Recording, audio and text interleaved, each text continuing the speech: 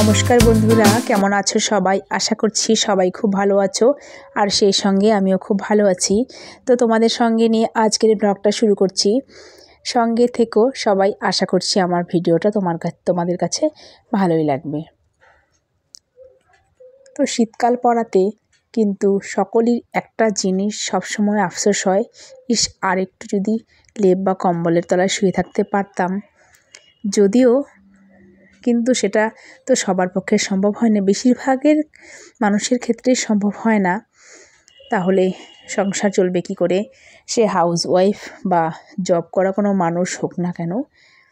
আর শীতকালে কনকনে ঠান্ডায় ঘুম থেকে উঠে গরম জামা কাপড় পরে হু হু করতে করতেই আমাদের সমস্ত কাজগুলো আমরা সেরে ফেলি, আর ভেবেই কাটিয়ে দিই যে আর কবে যে একটু বেশি সময় ধরে বিছানায় শুয়ে থাকতে পারবো। তো আজকে সকাল সকাল খেয়ে নিচ্ছি চা রুটি, একটু দুধের মধ্যে একটু মালাই দিয়েছি। তো চা রুটি খেয়ে নিয়েছি, আর এরপর সমস্ত কাজ বাজ সেরে এসে এবার সবজি নিয়ে বসে গেছি।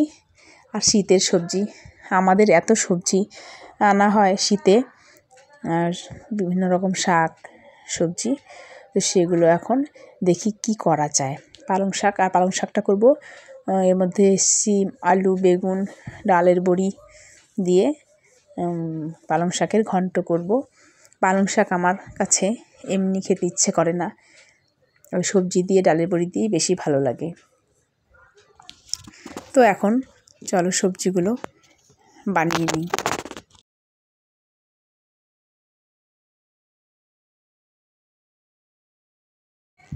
তো সমস্ত সবজি কেটে নিয়ে এখন আমি রান্নাগুলো করে নেব।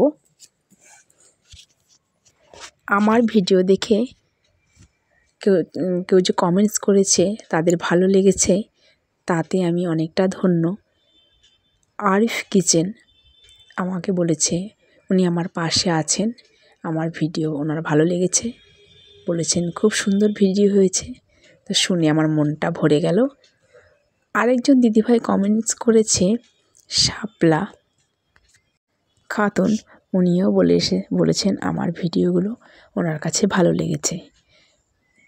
বিভিন্ন রকম কমেন্টস আসলে আর লাইক থাকলে ভিডিও বানানোর অনুপ্রেরণাটা অনেকটাই বেড়ে যায়। তো আরেকটা কথা তোমাদের সঙ্গে শেয়ার করি, এই যে প্রত্যেকটা মেয়েই চায় তার একটা সংসার জীবন হোক, সেখানে ছেলে মেয়ে বা পরিবারের অন্যান্য সদস্যরাও থাকবেন, সকলের সাথে মিলেমিশে থাকার আনন্দটাই আলাদা। যার কেউ নেই সে বোঝে যে আমার যদি পরিবারের সকলেই থাকতো তাহলে আমার কেমন লাগতো।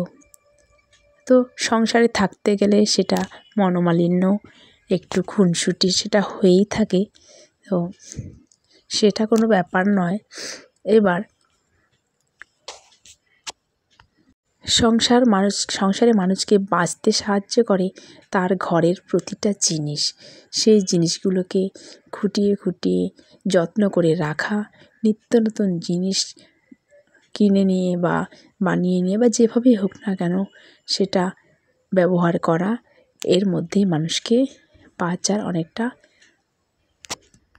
অনুপ্রেরণা যোগায়। আমি যেমন আমার ঘরের এই রান্নাঘরে একটা বেসিন লাগানোর পরে আমার অনেকটাই উপকার হয়েছে, আর এই একটা স্বপ্ন পূরণ হয়েছে।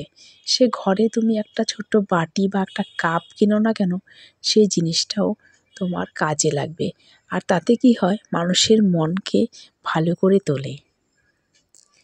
সেই জন্য আমরা মাঝে মাঝে কী করতে পারি বলো তো, নিজের মনকে ভালো রাখার জন্য আমরা কিছু জিনিস কিনতে পারি, সে ছোট হোক বড় হোক।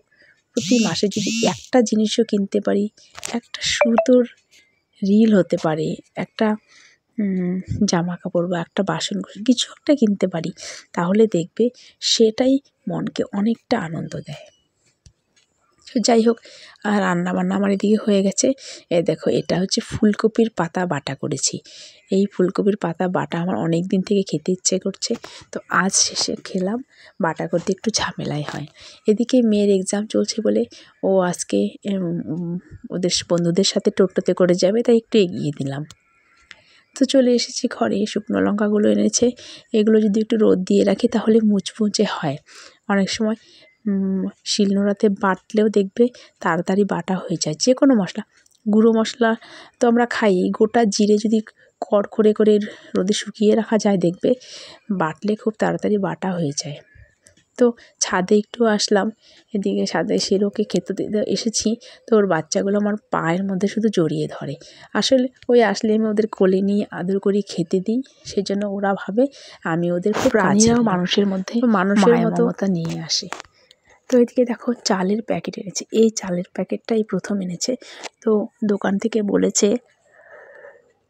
এটা একদিন রান্না করে খেতে, যদি ভালো লাগে তাহলে রাখতে, না হলে ওরা অন্য চাল চেঞ্জ করে দেবে। কারণ হচ্ছে এই চালের প্যাকেটটা আজকে প্রথম এনেছে। আমার এই অ্যালোভেরা গাছের ঝোপে এই দেখছি একটা ডাঁটির মতো বেরিয়েছে, এখন দেখছি এটা থেকে ফুল বেরিয়েছে। অ্যালোভেরা গাছে এই প্রথম আমার ফুল ফুটলো। তো দেখতে খুব সুন্দর, ফুলটা একদম লম্বা সোজা হয়ে গেছে, তার উপর থেকে ধানের ছড়ার মতো এরকম বেরিয়েছে, কিন্তু খুব সফট আর খুব সুন্দর। সেই জন্য এটা তোমাদের সাথে শেয়ার করলাম। আর এখানে অ্যালোভেরার গাছ অসংখ্য, ওই জায়গা নেই, ওই জন্যই একসঙ্গে বোনা রয়েছে। আলাদা করে দুটো বুনেছিলাম কিন্তু সেরকম ভালো হয়নি।